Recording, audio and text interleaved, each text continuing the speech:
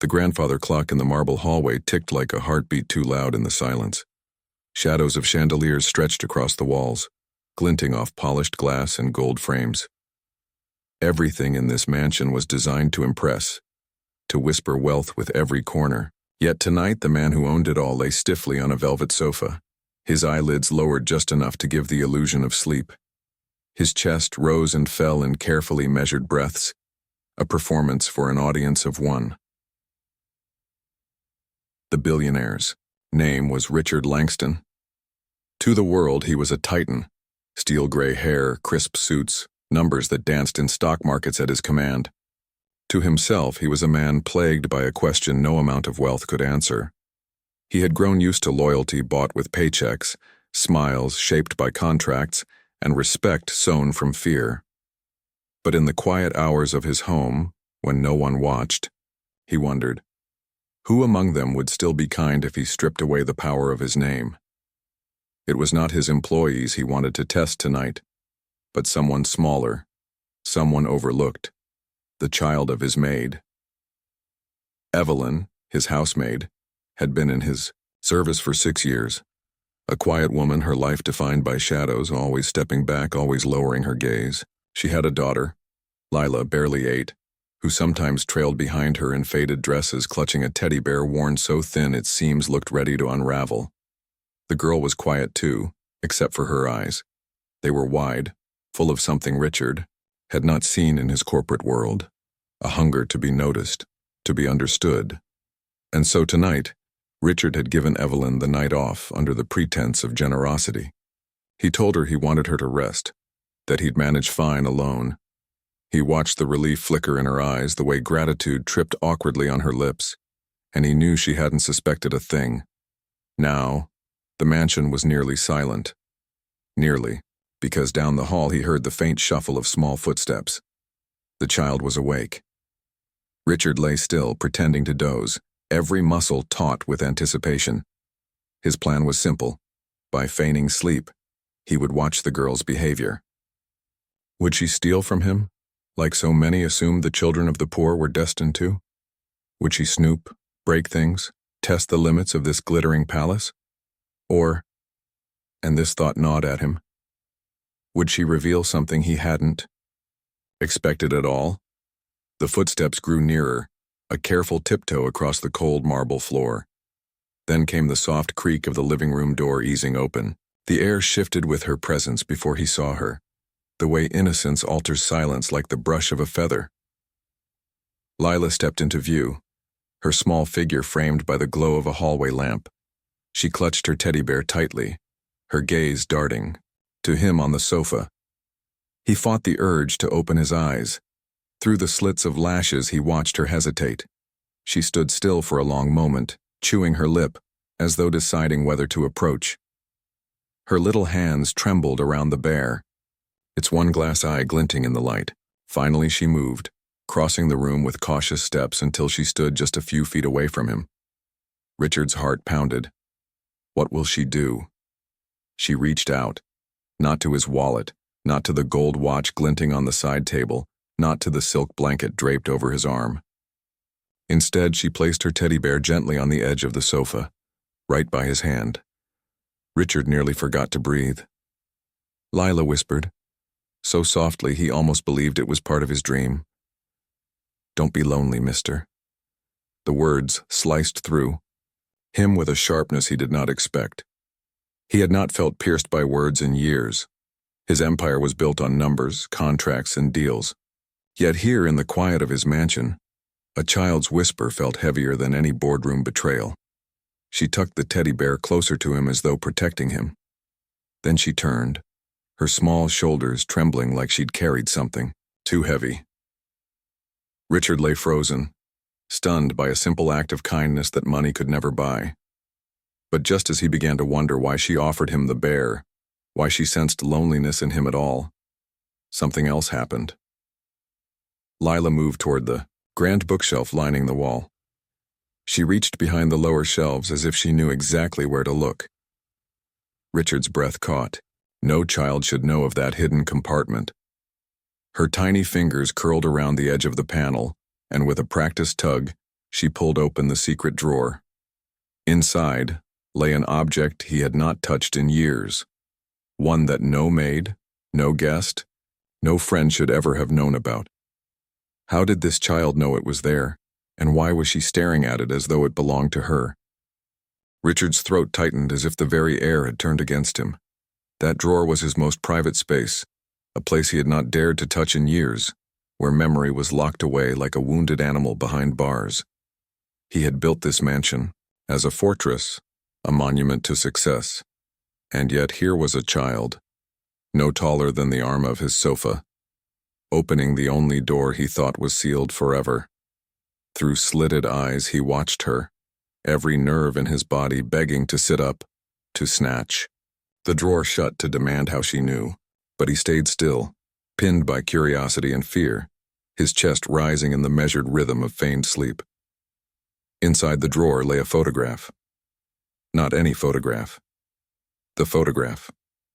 A boy and a girl, side by side on a wooden swing beneath an old oak tree. The boy's smile was wide, his hair messy, and his hand clutched a kite string that vanished into the sky. The girl beside him held a book, her gaze fixed on the boy with a warmth that could melt the hardest stone. Richard knew the scene by heart because the boy was him before he became Richard Langston, the billionaire. And the girl was his sister. Lila reached for the photo with small trembling fingers. She held it delicately, as though aware it carried weight beyond its frame. Her wide eyes traced every detail, her lips parting in a whisper he barely caught. She looks like Mommy. Richard's heart stopped. Her mother, Evelyn, the maid who had served him without complaint for 6 years? No, impossible. His sister had vanished decades ago, swept into the unforgiving world after their family broke apart. He had searched for her in the early years, but grief and ambition had swallowed his will. Could Evelyn? He wanted to open his eyes to demand answers, but he forced himself still. Not yet. Wait. Watch. Lila pressed the photo against her chest, hugging it as if it were her own lost treasure. Then she sat cross-legged on the floor, the teddy bear abandoned on the couch, beside him. Her little voice wove through the silence, speaking to the photo as though it could hear. Mommy always says we came from nowhere. But maybe we belong somewhere after all. The words hit Richard like shards of glass. For years he had built walls of marble and steel around his heart, convincing himself that belonging was a luxury he no longer needed. Now a child's whisper threatened to tear down those walls brick by brick. He studied her in the dim light. The curve of her cheek, the shape of her eyes, the subtle tilt of her chin. Echoes of someone he once knew too well. It was not madness to think it. It was recognition. The weight of silence pressed in. Richard could no longer bear the stillness, the act, his heart hammered against his ribs, his chest burning with the need to breathe differently, to move, to live. Slowly, deliberately, he shifted his hand beneath the blanket, reaching toward the teddy bear she had left for him. His fingers brushed its frayed ear. Lila froze, her head snapped up. The photograph clutched tight against her chest, her eyes locked on him. She had caught the movement. Richard cursed himself. Too soon, too clumsy. His disguise of sleep crumbled in the span of a heartbeat. The child's face paled. She rose quickly, the photo still in her grasp, and backed away. Her small feet stumbled against the rug. She looked like prey cornered by a predator. Richard sat up slowly, the weight of years pressing on his shoulders. His voice, when it came, was rough with disuse. Where did you find that? Lila's lips trembled. She shook her head, clutching the photo tighter. That photo, he pressed, softer this time. How do you know about it? Tears welled in her eyes, and for a moment she seemed too young, too fragile to carry any secret. But then she whispered, Because Mommy has the same one. The room tilted, the chandeliers above blurred as Richard's world fractured. The same photo? Evelyn had it. His maid, quiet, invisible Evelyn, Carried a piece of his past this whole time? Your mother has this? He asked, his voice no more than a rasp. Lila nodded, her chin quivering. She keeps it in a box. She says it's all she has left of her brother. Her brother. The word detonated inside him. Richard's chest constricted until every breath felt like drowning. Brother. Could Evelyn, the woman who polished his silverware, scrubbed his marble floors, walked silently behind him, be his sister? The thought was too much, too wild, too dangerous. But as he looked at Lila's tear-streaked face, at the photo clutched like a lifeline, the truth began to carve itself into his bones. He whispered, barely audible, "Evelyn." At that moment, the heavy front door creaked open. Footsteps echoed down the hallway. Measured, steady, tired. Evelyn had returned earlier than expected. Lila's eyes widened. She panicked, shoving the photo behind her back as if protecting it from sight. Richard rose to his feet, the tremor in his knees betraying the storm inside. His eyes locked on the door, every nerve burning with the weight of decades lost and questions unsaid. Evelyn stepped into the living room, her figure, framed by the golden light of the hallway. She looked weary, carrying the weight of someone who had worked through years of silence. Her gaze swept from her daughter to Richard, standing now, alive with something she had never seen in him before. Her eyes narrowed. She saw the photo. She saw his face. And in that instant she knew the charade was over. Richard opened his mouth to speak, but Evelyn beat him to it. You weren't supposed to know. The air shattered. The room seemed to shrink, the gilded walls pressing inward as Evelyn's words cut through the silence. You weren't supposed to know. They hung in the air like smoke, bitter and suffocating. Richard's mouth went dry. His carefully constructed world, the empire, the image, the control, trembled beneath the weight of a single sentence. He stared at Evelyn, his maid, his silent shadow, and for the first time he didn't see her uniform or bowed posture. He saw the curve of her face, the familiar line of her jaw, the eyes that once glowed with laughter beneath an old oak tree. Evelyn, he said, his voice a rasp. Is it true? After all these years? Is it really you? Her lips pressed into a thin line.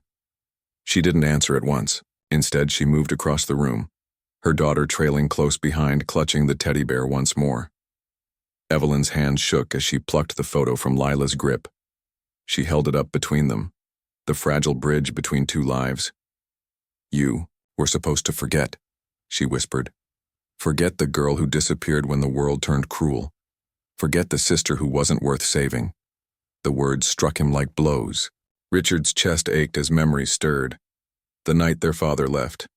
The years when poverty gnawed at their bones. The way Evelyn had slipped through his fingers one winter and never returned. He had told himself she was lost, beyond reach. He had buried her in silence and ambition. I looked for you, he said, his voice breaking. At first. But the years swallowed me whole. You thought I was gone. She finished, her tone sharp, almost bitter. And maybe I was. But I never stopped knowing who you were. I never stopped carrying this piece of us. She shook the photo gently. Even when I was scrubbing floors for strangers. Even when I was raising Lila alone. I carried this because it reminded me that once, before the money and the marble, you were my brother. Richard staggered under the weight of her words. He had built towers of steel, conquered markets, bent the world to his will. Yet here was his sister, hidden in plain sight, her life carved by struggle while he floated above in luxury. Why didn't you tell me? He asked, desperate, his voice raw. Her gaze hardened, but her hands trembled. Because you wouldn't have seen me. Not really. Not as a sister. Only as another servant. You were already too far gone, Richard. Too wrapped up in the empire you built. Lila looked between them, her wide eyes brimming with confusion and fear. Mommy, what's happening? Evelyn crouched, placing the photo gently into her daughter's hands. Nothing you need to fear, baby, she whispered, but her eyes stayed locked on Richard's. This is a conversation long overdue. Richard's body felt heavier with every second. Guilt, regret, longing, emotions he had buried under decades of deals and boardrooms, surged to the surface. His voice cracked as he said, "Evelyn, I never stopped being your brother. Don't," she interrupted, her tone sharp as glass. "You can't just say the word brother now like it fixes anything.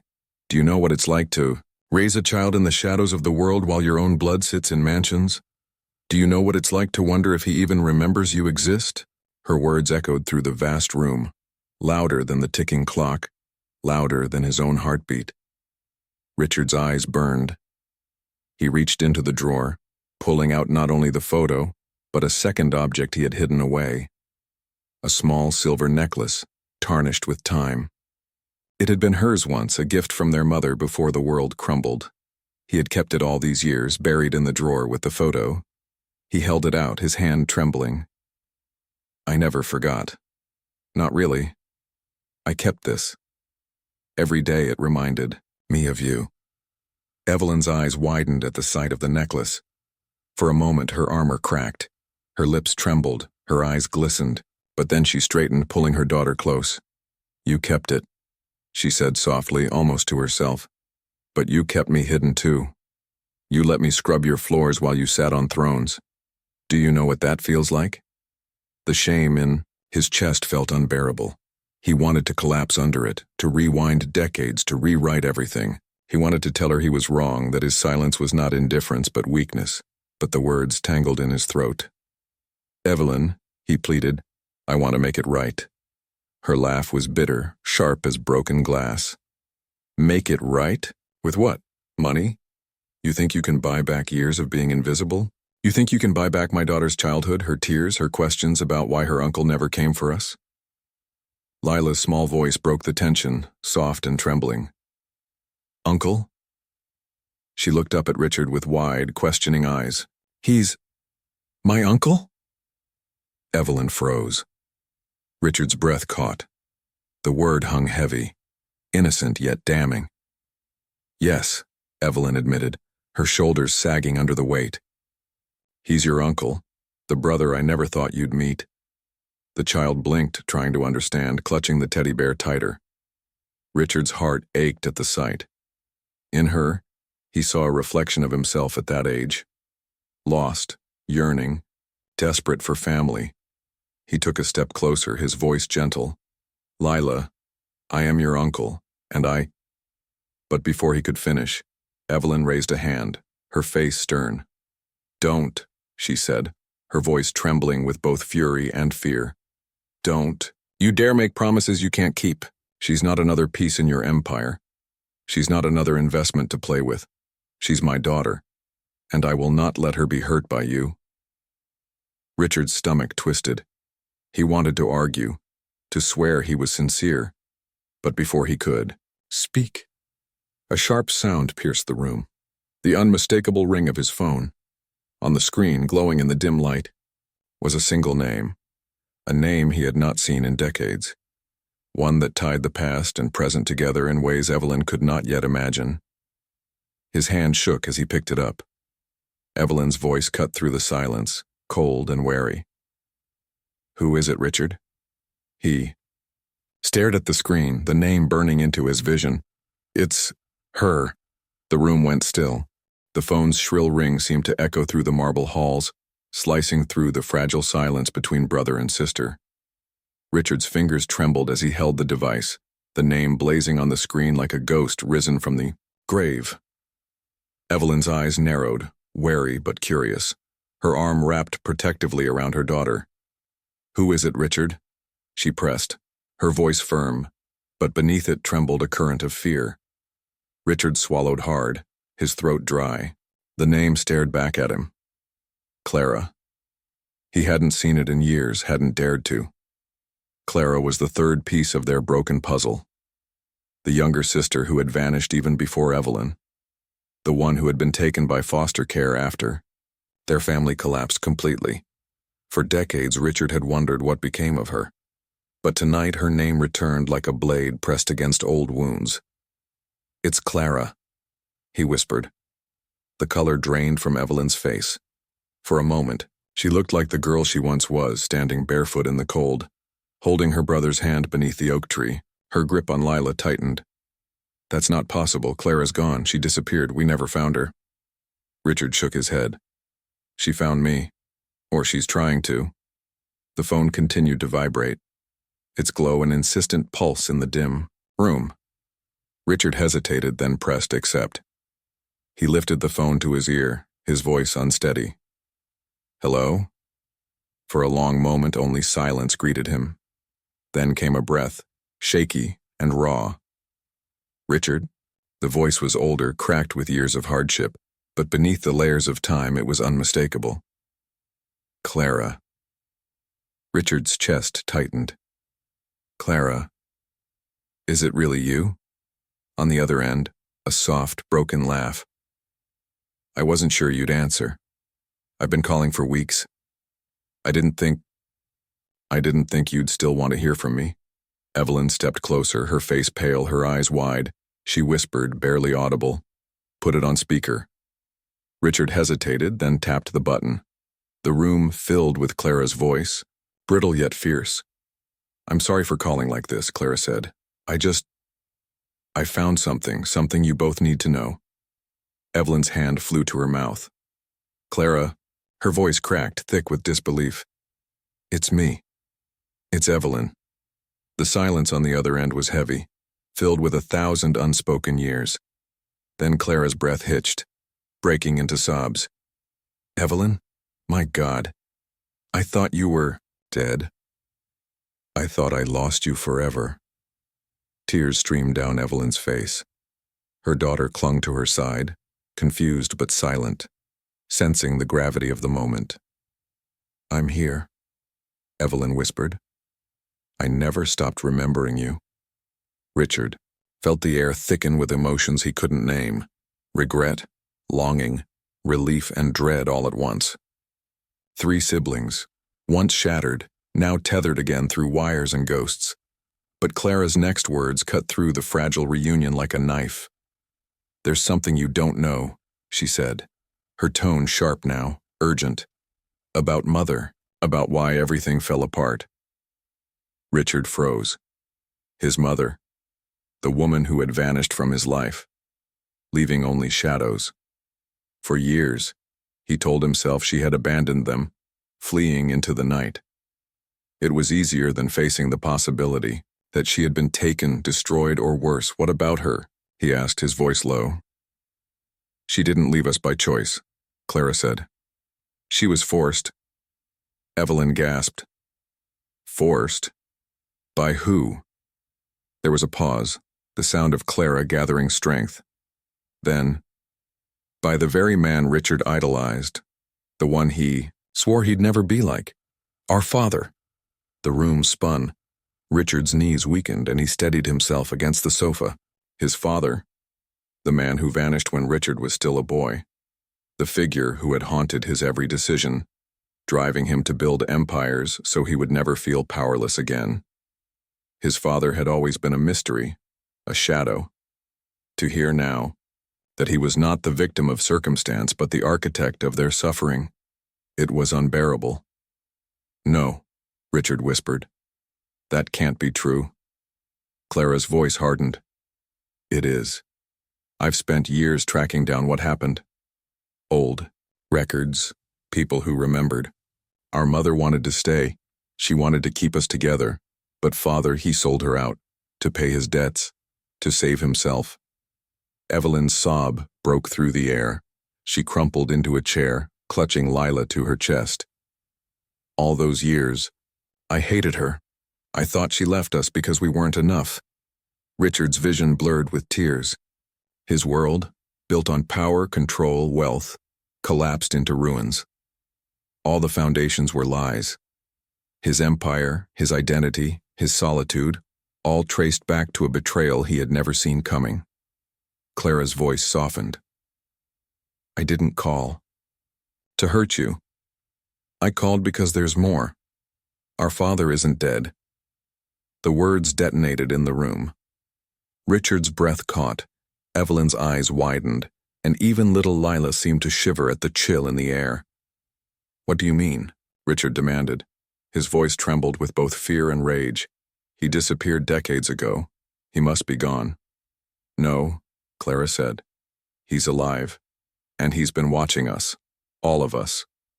Richard staggered back, his hand gripping the edge of the sofa for balance. 1,000 questions clawed at his mind, but none made it past his lips. Evelyn's face drained of color. "Watching? What do you mean watching?"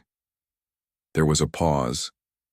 Then Clara's voice dropped to a whisper, as though afraid even through the phone. "I mean, he knows where you are, all of you, and he's coming back." The phone line went dead. Richard's heart thundered in his chest. Evelyn's hands shook violently, clutching her daughter closer. The photograph slipped from Lila's fingers and fell face down on the floor.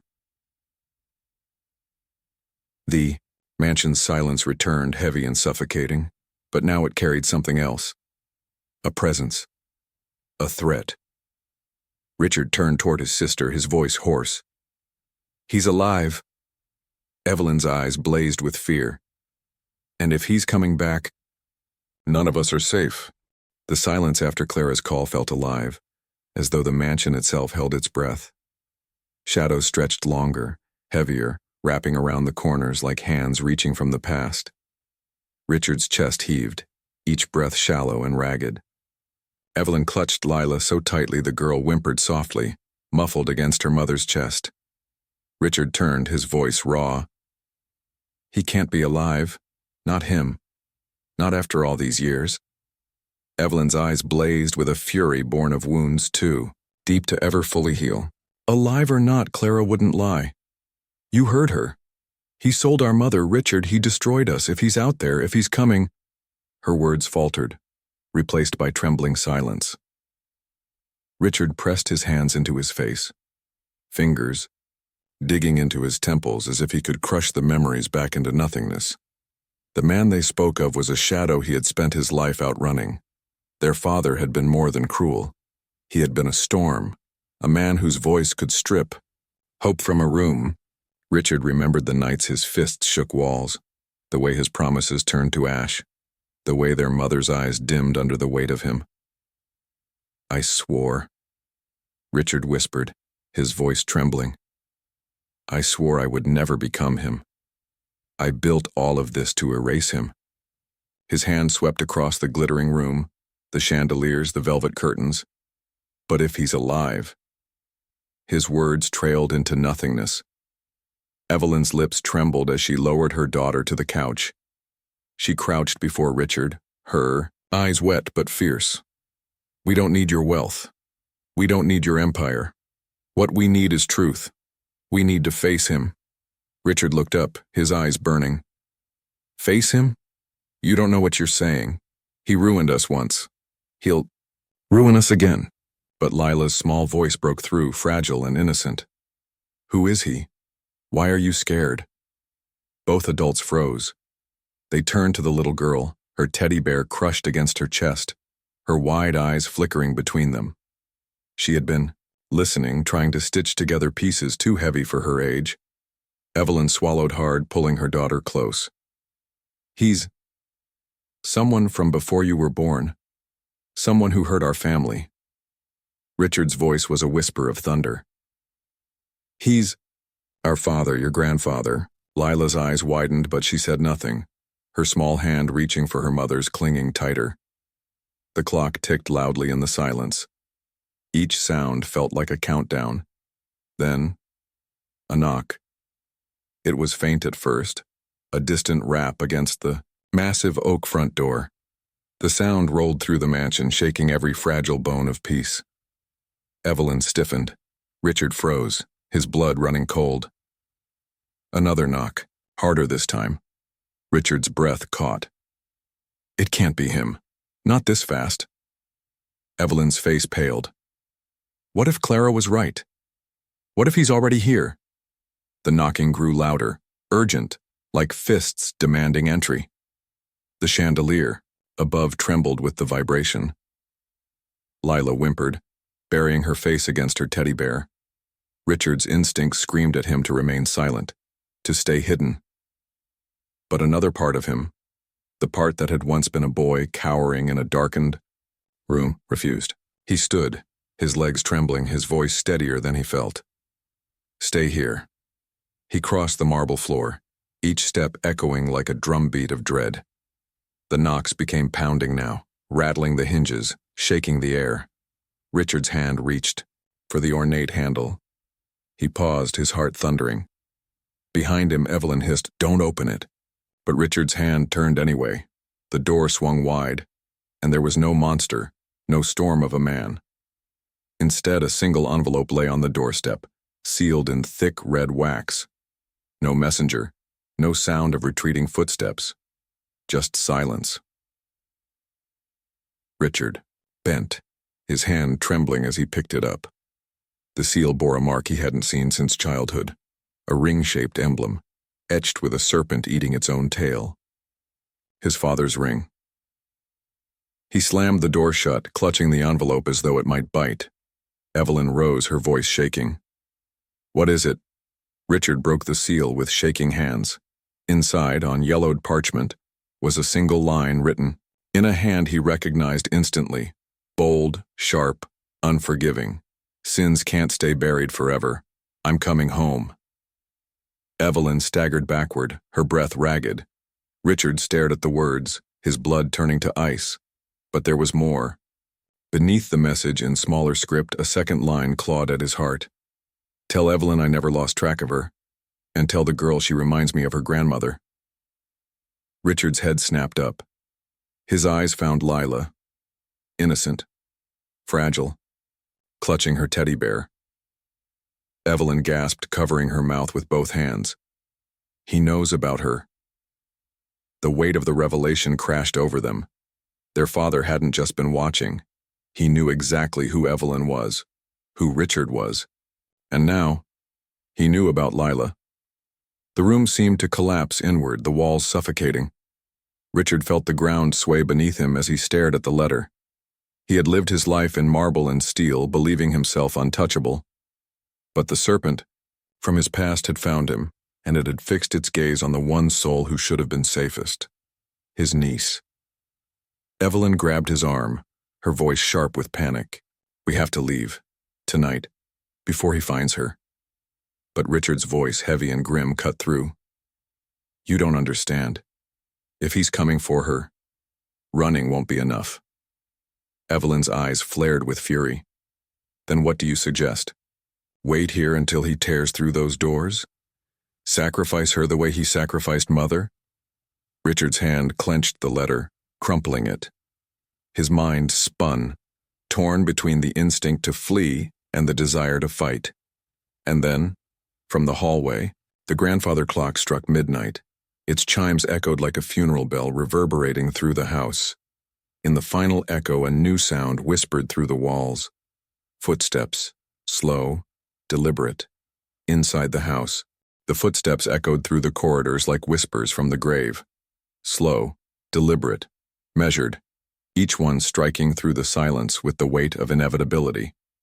Richard froze, his ears straining to follow the sound. Evelyn clutched, Lila tighter, pulling her close as though her embrace could build walls. The teddy bear's button eye caught the glint of the chandelier, staring out into the fear-soaked room like a silent witness. "This isn't possible," Richard hissed, his voice trembling. The door never opened. I would have heard it. But the steps came again, closer now. The scrape of a shoe against marble. The faint creak of wood along the hallway floor.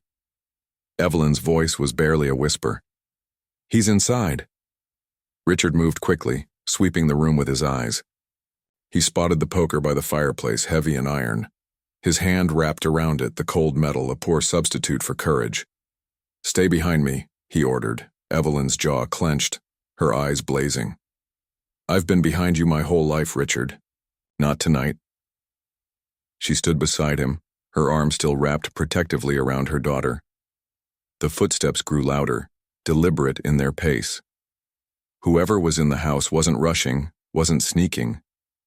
They wanted to be heard. They wanted the terror to spread before they arrived. Richard's grip tightened. His heart thudded like a war drum. And then from the hallway shadows a figure appeared, tall, broad. His silhouette carried the memory of a man they had once known too well. His hair, streaked with gray, hung in rough tufts. His coat was long, the fabric worn and heavy, and when he stepped fully into the light, Richard's stomach twisted. It was him, their father. Time had not softened him. His eyes were as sharp as blades, his jaw clenched with the same cruelty they remembered as children. He looked at them now, not with warmth, not with regret, but with possession, as though they were objects he had left behind and returned to claim. "Hello, children," his voice boomed, gravelly and cold. Evelyn's breath hitched, her grip on Lila tightening. Richard felt his insides quake, but he forced his voice steady. "You shouldn't be here." Their father smirked, the gesture cruel. "And yet, here I am. Did you think you could hide forever? That I wouldn't know where to find you?" He took a step closer. Evelyn moved instinctively in front of her daughter. Her voice cut the air. "Stay away from her." The old man's eyes shifted, landing on the child with unsettling focus. His smirk widened. "So this is the little one. The resemblance. Uncanny. She's got her grandmother's eyes." Evelyn's rage erupted, raw and trembling. "You don't get to say her name. You don't get to look at my daughter." But their father only chuckled, the sound low and dark. "Still full of fire, Evelyn, just like your mother. That fire couldn't save her either." The word struck like a blade. Evelyn flinched, her shoulders trembling. Richard felt the weight of fury building in his chest, memories of nights filled with shouting and slammed doors rising like poison. "You sold her," Richard spat, his voice sharp as steel. "You destroyed her. And now you dare stand here?" Their father's eyes narrowed. "I did what I had to do. Survival, Richard. Something you should understand. You've built your empire the same way, sacrificing others for your own gain." The accusation hit harder than Richard expected. His father's words clawed at the guilt buried deep in his heart. Wasn't there truth in them? Hadn't he abandoned Evelyn, forgotten Clara until she forced her way back, buried the memory of his mother to fuel his rise? But Evelyn's voice broke through the haze, fierce and unwavering. "We're not children anymore. You don't own us, and you'll never touch her." The old man tilted his head, studying her. "Brave words from a servant in your brother's house." Something inside Evelyn snapped. "I'm not his servant. I'm his blood. And I survived you. That makes me stronger than you'll ever be." The words hung in the air, sharp and defiant. For the first time, their father's smirk faltered. His eyes darkened, his jaw tightened. He took another step forward. Richard raised the poker, his hands trembling but resolute. "One more step and I swear—" Before he could finish, the front door slammed open with a violent crash. All heads turned.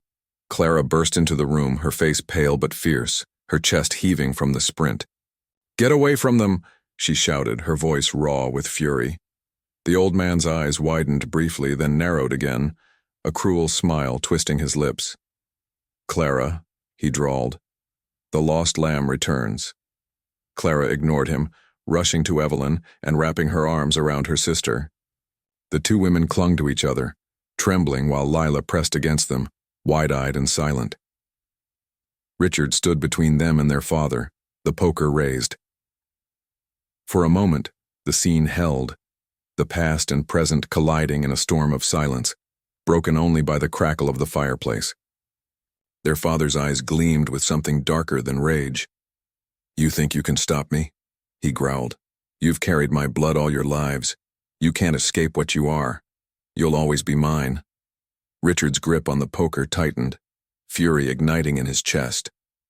He had spent decades proving he wasn't his father. Tonight he would prove it again. He lunged forward, but the old man was faster than he looked. With surprising strength, he caught the poker mid-swing, yanking it from Richard's grip. The iron clattered to the floor. Richard staggered, disarmed. Their father's eyes blazed. "Weak," just like when you were a boy. And before Richard could react, the old man's hand shot out, seizing Lila's arm. Her scream tore through the mansion. Lila's scream cut through the marble halls like glass shattering. Evelyn lunged forward, her arms outstretched, but their father's grip was iron. He pulled the child close, his fingers digging into her small arm as she kicked and thrashed. "Let her go!" Evelyn's voice cracked with fury and fear, trembling with the weight of every childhood memory she had buried. Richard staggered to his feet, his body shaking with rage. "You don't touch her. She's not yours." But the old man's eyes burned with cruel satisfaction. "Everything of yours is mine. You think you built all this?" He gestured at the mansion with his free hand. "It's me and your blood, Richard, my hunger, my strength. Without me, you'd still be nothing." Richard's chest heaved, torn between fury and despair. Was it true? Was his empire, his relentless climb, just the echo of his father's cruelty, pulsing through his veins? The thought sickened him, but he couldn't let it root itself. He had to choose, here, now, who he was. Clara stepped forward, her voice steady despite her shaking hands. "We're not you. We've carried your shadow long enough, but it ends tonight. You don't own us," their father sneered. Brave. Words. But words don't change blood. He pulled Lila tighter, her cries muffled against his chest. "And she carries it now, too." Evelyn's scream was raw, primal. "She carries me. She carries love, not hate. She carries survival, not destruction. You'll never take that from her." For the first time, Richard saw it. Not just fear in his sister's eyes, but fire. The same fire that had burned in their mother. The fire he had forgotten he once shared. Richard's voice thundered louder than he thought possible. "You're wrong. My empire isn't yours. My power isn't yours. And she," he pointed at Lila, his whole body trembling, "will never know you as family. Never." He lunged forward again, barehanded this time.